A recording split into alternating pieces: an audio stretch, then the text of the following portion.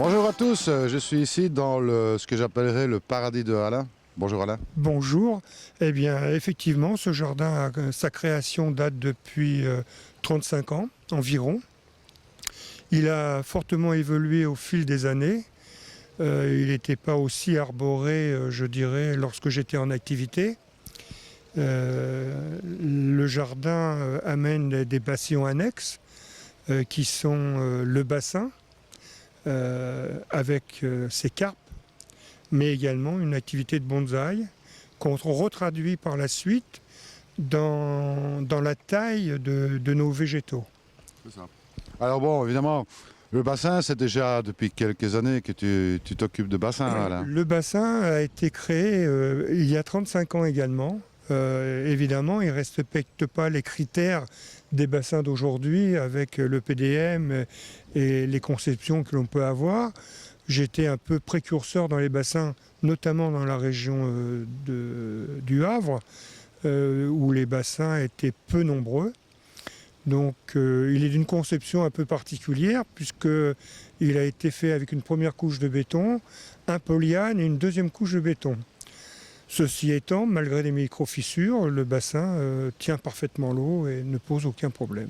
Bon, il a été modernisé récemment avec la petite filtration que tu as mis ici. Alors, récemment, donc, j'ai été perturbé par je dirais, le manque de clarté de l'eau et donc j'ai choisi de modifier le bassin en 3 étapes. Une étape qui a été la création d'un lagunage, la deuxième étape qui a été la création d'une cascade et la troisième étape qui est la création de la filtration pour me permettre de faire vivre des coilles dans une eau adéquate.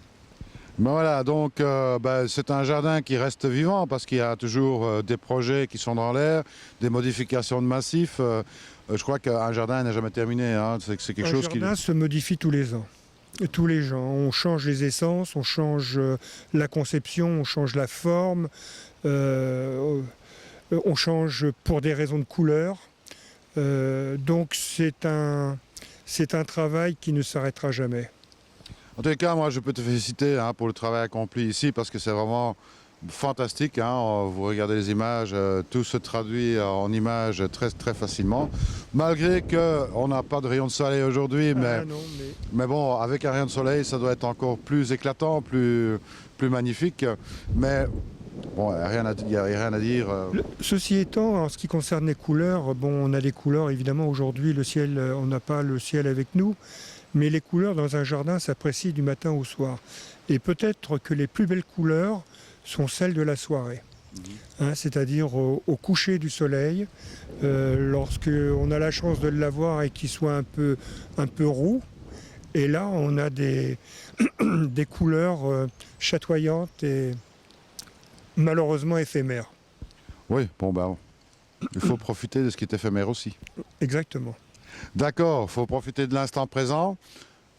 Fabuleux jardin ici. Alain, qui est certainement un très grand précurseur du bassin, on va dire, ici en Normandie. Précurseur, je ne suis certainement pas le seul, mais bon, ici, dans la région, je dirais, ouest du Havre, je n'en connaissais pas, quoi.